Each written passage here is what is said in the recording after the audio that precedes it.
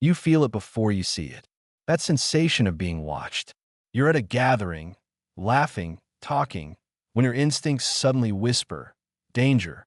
Across the room, eyes lock onto yours. A smile forms, perfect, practiced, predatory. They approach with remarkable confidence, as if they've studied you, known you, hunted you.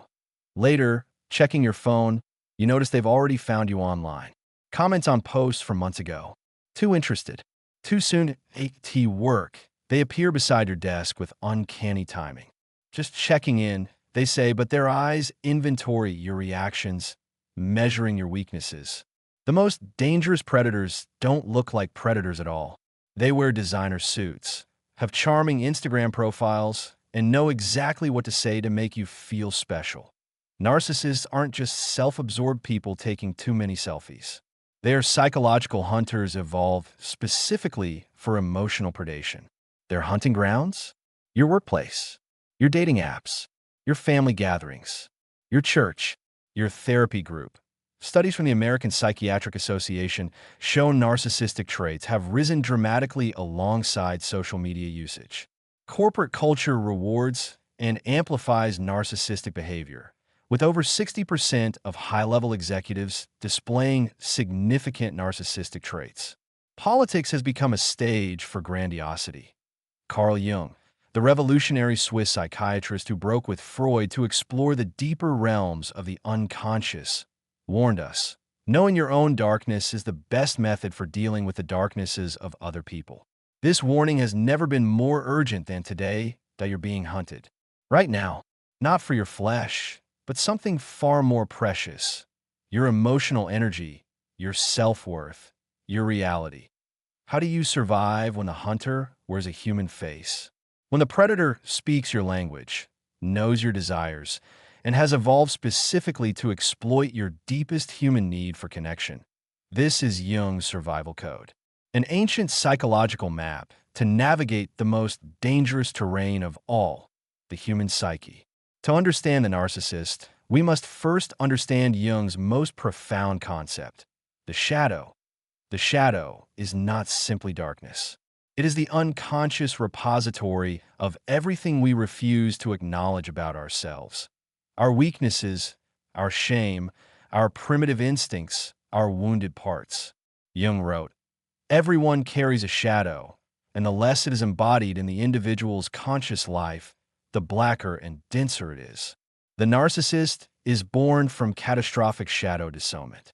Unlike most people who partially integrate their shadow, the narcissist has completely severed this connection, creating what Jung called a splinter psyche.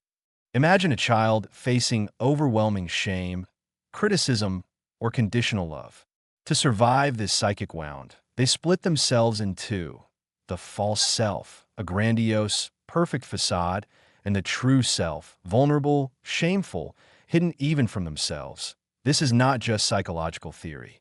It's the birth of a predator. The false self becomes an elaborate armor, a gleaming persona that reflects glory while concealing emptiness. The narcissist doesn't just want admiration. They require it, like oxygen, to maintain the illusion that the wounded true self doesn't exist. The Greek myth of Narcissus isn't just about vanity. It's about fatal disconnection. A man so entranced by his reflection that he drowns reaching for it. Jung saw this as symbolic of the narcissist's plight, forever chasing external validation, drowning in shallow waters, unable to connect with their actual depth. The narcissist's psyche is like a house of shattered mirrors. Each fragment reflects only what they wish to see, while the complete picture remains forbidden. This fragmentation is why they cannot feel empathy. They cannot access their own wound, so they cannot recognize yours. But here's what makes them dangerous. To maintain this false self requires constant energy. Energy they cannot generate themselves. Energy they must extract from others, from you. Jung called this psychic vampirism, the unconscious draining of others' emotional resources to sustain a fragmented self. It's not just toxic, it's predatory. And like all successful predators, they've evolved sophisticated hunting techniques. The modern world has created perfect hunting grounds for narcissists. Like apex predators, They've adapted to specific ecosystems where their prey is abundant and vulnerable. Corporate ladders. The narcissist thrives in competitive environments where empathy is often seen as weakness. Watch for the executive who takes credit for your work, manufactures crises to appear heroic, and cultivates a court of admirers while isolating critics. In San Francisco, a tech CEO systematically gaslit his entire engineering team, convincing them they were underperforming while presenting their achievements as his own to the board. When deadlines approached, he created dramatic narratives of saving projects he himself had sabotaged.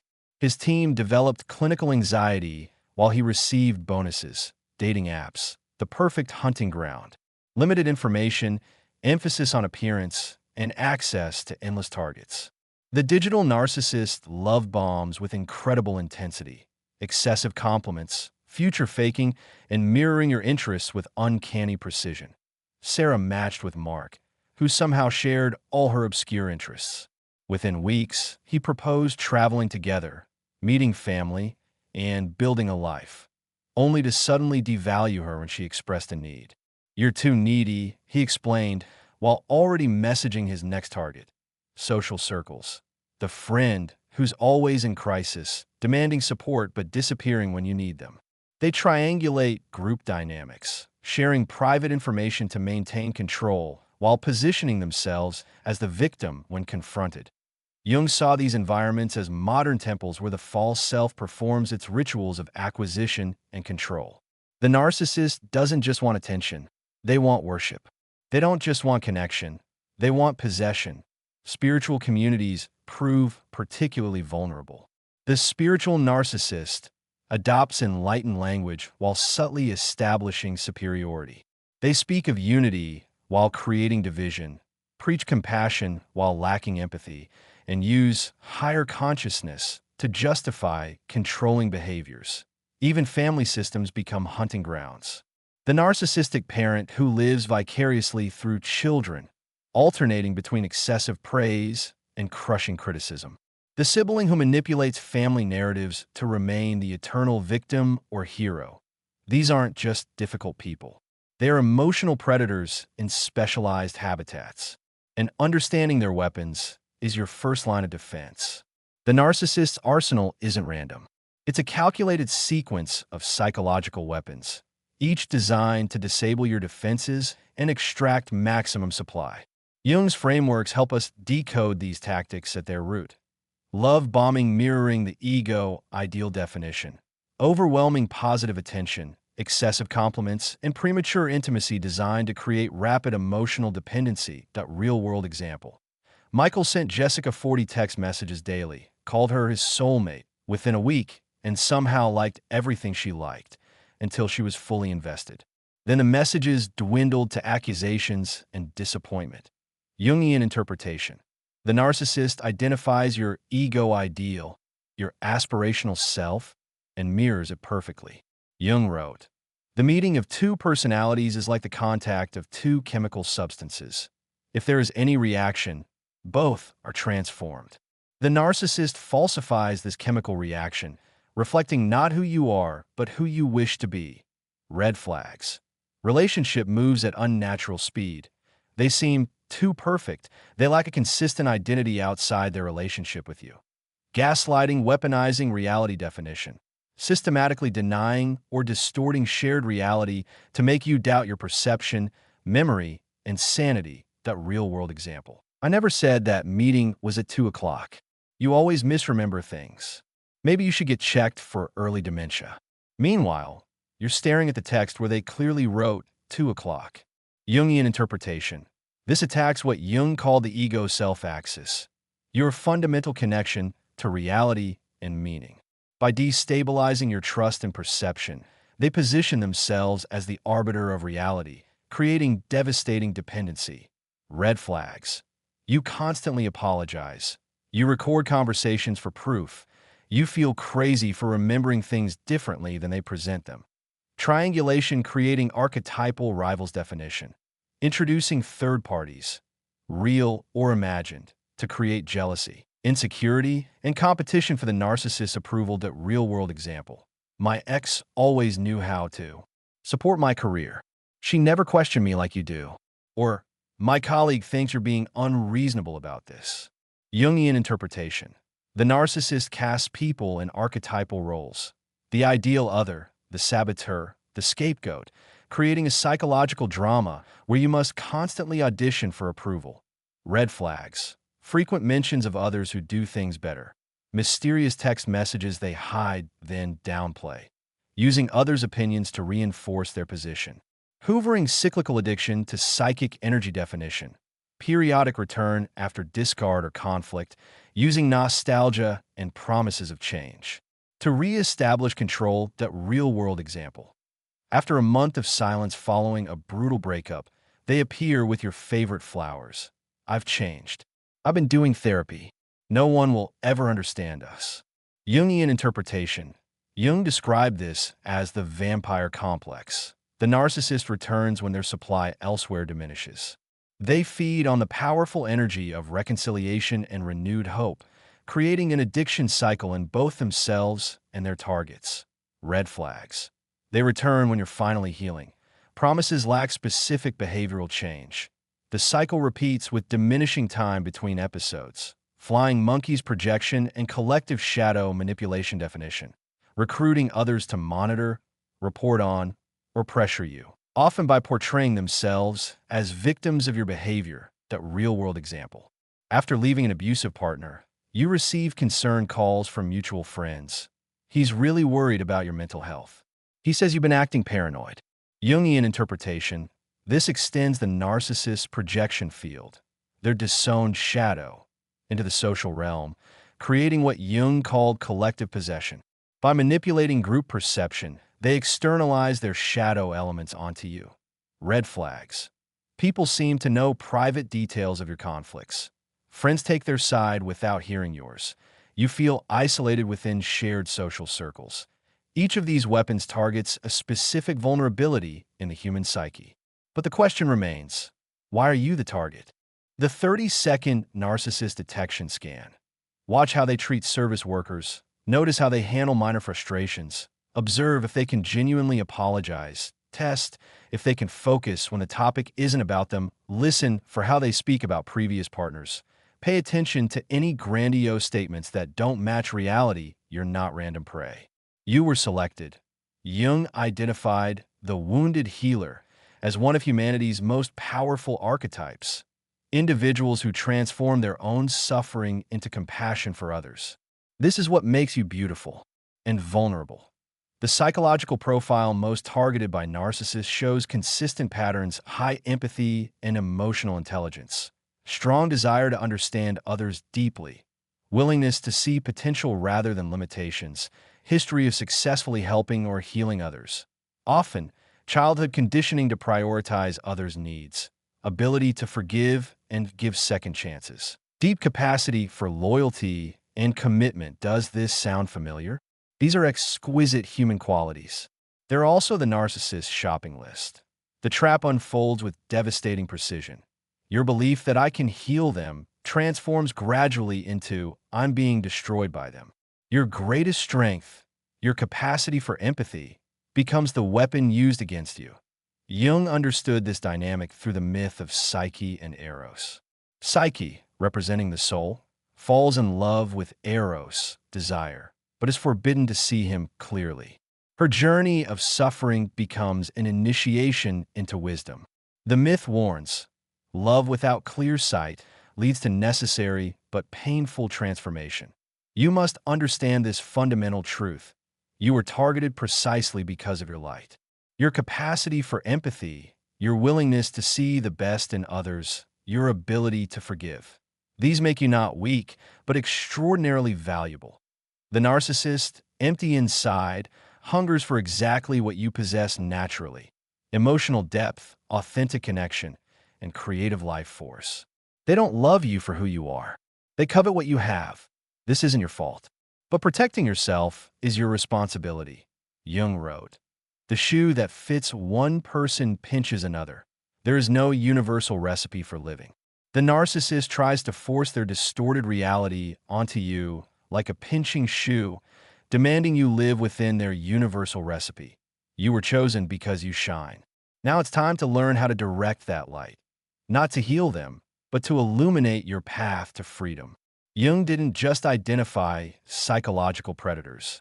He developed a comprehensive system for protection and liberation.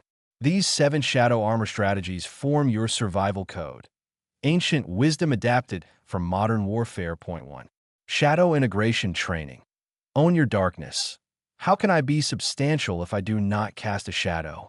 I must have a dark side also if I am to be whole. Carl Jung, the narcissist, weaponizes your disowned parts. By accepting your own shadow, your capacity for anger, selfishness, and darkness, you remove their ammunition. Step-by-step guide. Begin a shadow journal documenting triggers, jealousies, and judgments. Ask, what traits in others activate my strongest reactions? Practice saying, I too have the capacity for trait you judge in others. Develop compassion for your disowned parts through dialogue journal prompt. Write a letter from your selfish part, explaining what it needs and fears. Mythic metaphor. In Anna's descent, the goddess who willingly entered the underworld, surrendering her defenses at each gate to gain wisdom. Point 2. Persona detachment.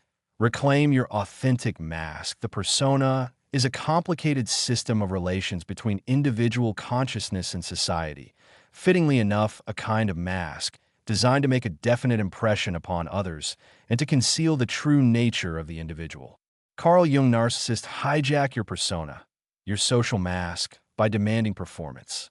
Liberation comes through recognizing which parts of yourself you show to gain approval. The step-by-step guide. Identify where you perform versus where you simply are. Practice disappointing others in small, safe ways. Develop a flexible persona not tied to one relationship. Create internal rather than external validation metrics exercise. Spend one day without explaining your choices to anyone. Metaphor. The mask maker who learns that creating masks for others leaves his own face blank. Point 3. Ego boundary rituals. Fortify your psychic borders. Where love rules, there is no will to power, and where power predominates, their love is lacking. The one is the shadow of the other. Carl Jung, narcissists breach boundaries methodically. Your defense requires daily psychological fortification. Step-by-step guide. Morning visualization. Golden light, creating a protective sphere. Boundary script memorization. That doesn't work for me. Practice aloud. Energy inventory. Track who depletes versus replenishes you. Digital boundaries. Create time-limited engagement rules journal prompt. My energy is valuable because, metaphor. Theseus in the labyrinth. Unspooling thread to maintain connection to self while navigating the monsters. Domain. Point 4. Archetypal awareness. Escape the drama triangle. Until you make the unconscious conscious, it will direct your life and you will call it fate. Carl Jung, narcissists cast you in archetypal roles. Victim, rescuer, persecutor. Freedom comes by recognizing and rejecting these assignments. Step-by-step guide. Identify which role you habitually play. Notice when you're being recruited into the triangle. Practice conscious role rejection. I am neither your savior nor your victim. Develop the observer archetype through mindfulness exercise. When feeling emotionally triggered, ask, what role am I being cast in right now? Metaphor. The theater of archetypes. Learning to step off stage rather than playing assigned parts. Point 5. Dream work as radar. Activate your early warning system. Dreams are the guiding words of the soul. Carl Jung, your unconscious detects manipulation before your conscious mind. Dreams provide strategic intelligence about threats your waking mind minimizes. Step-by-step guide. Keep a dream journal by your bed. Record recurring symbols, particularly representations of being trapped, chased, or diminished. Note dreams about specific people and associated emotions. Track dream patterns before/after interactions with suspected narcissists. The night sentinel. While your conscious mind rests, your deeper awareness stands guard. Point 6. Symbolic withdrawal, strategic silence, and absence. Who looks outside? Dreams. Who looks inside awakes. Carl Jung, narcissists require audience and reaction. Systematic withdrawal of engagement starves the false self of essential supply. Step-by-step guide. Implement the gray rock method. Minimal emotional response. Practice strategic information diet. Share less personal data. Develop supply substitutes. Sources of validation outside the narcissist. Master the art of presence without engagement exercise. Set a timer for increasingly longer periods of non-response to provocations. Metaphor. The empty mirror, when Narcissus looks and sees nothing. Reflected back, his power dissolves. Point 7. Individuation as armor. Wholeness as ultimate protection. The privilege of a lifetime is to become who you truly are. Carl Jung. Individuation, Jung's term for becoming your complete self, is the ultimate protection. A whole person cannot be colonized by another's needs. The step-by-step guide. Identify and develop neglected aspects of yourself. Pursue interests unrelated to any relationship. Build a diverse support network rather than a single attachment. Create a personal mythology that gives meaning to your challenges. If I weren't considering anyone else's needs or opinions, I would. Metaphor. The completed mandala. As your fragmented parts integrate, you become a closed, complete circle that cannot be invaded. These 7 strategies aren't just psychological theory. They are survival tools forged from Jung's understanding of the human psyche. Implement them daily, consistently, relentlessly. Your freedom depends on it. Jungian insight. The narcissist is not in love with themselves. They are in love with the reflection others provide of their false self. Number 2. Emergency response. Prevalent actively under narcissistic attack. Breathe deeply and ground yourself. Silently repeat. This is about their wound, not my worth. Physically step back to create literal space. Use neutral language. I hear you have strong feelings about this. Exit the situation if gaslighting intensifies. Document the interaction immediately afterward. The escape is only the beginning. The real journey starts afterward. When you remove yourself from narcissistic abuse, you face the daunting task of psychological reconstruction. The damage is profound. Fragmented identity, eroded trust, hypervigilance, and what modern psychology calls complex PTSD. Jung understood this as soul retrieval, the process of recollecting parts of yourself surrendered or stolen during psychological captivity. The aftermath typically includes cognitive dissonance and reality questioning, trauma, bonding withdrawal, biochemically similar to drug addiction, identity crisis, who am I outside this relationship? Shame spirals and self-blame, fear of trusting your own perceptions, difficulty establishing new relationships. Jung offers a healing path through what he called active imagination, structured dialogues with your inner wounded parts. The Jungian Healing Protocol. 1. Active imagination dialogues. Create conversations with your inner victim and inner predator. What does each need to say? Jung believed these internal figures hold wisdom about your healing. Point 2. Alchemical transformation. Jung saw alchemy as a metaphor for psychological transformation. Nigredo, blackening, facing the full darkness of what happened. Albedo, whitening, finding clarity and new understanding. Rubedo, reddening, transforming pain into wisdom and strength. 3. Self-reconstruction, not returning to who you were, but becoming who you were meant to be. Reclaiming projected power. Establishing new, conscious boundaries, developing discernment without paranoia, reconnecting with authentic desires. Jung wrote, "There is no birth of consciousness without pain." This aftermath, painful as it is, represents the birth of your new consciousness, one that can never be colonized again. Remember this: you are hunted because you are valuable. Your empathy, your depth, your capacity for love. These aren't weaknesses to be corrected. They are treasures to be protected. Now you're not just valuable. You are wise. This isn't just an individual problem. We live in a narcissistic culture that manufactures these predators at scale. Jung warned about the collective shadow, the disowned elements of society that return in destructive forms. Our culture has created perfect conditions for narcissism to flourish. Social media algorithms that reward artificial personas and performative identity. Economic systems that value extraction over contribution.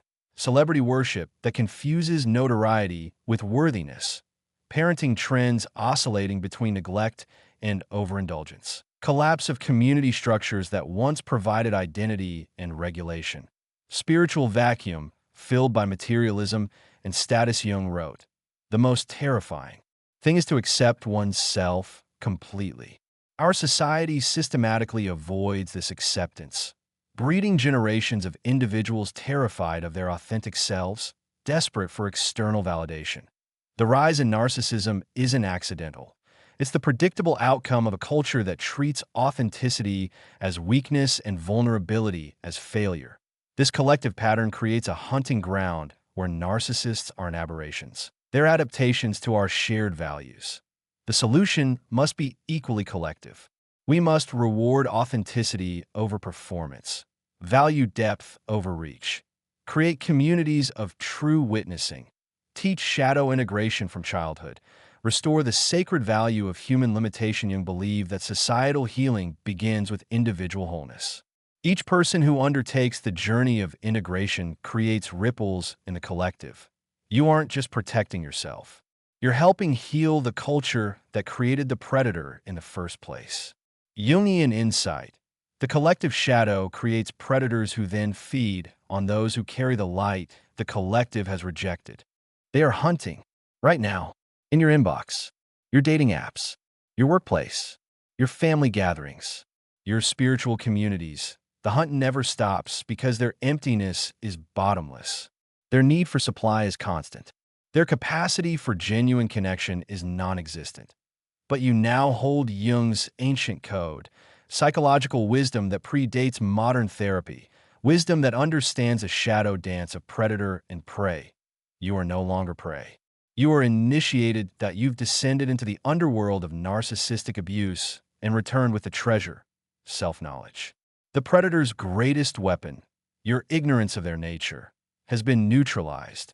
Carry this mantra into every interaction where you sense the predator's presence. I see you. I know your game. My soul is not for sale. This is bigger than self-protection. Every person who breaks free from narcissistic control becomes a beacon for others.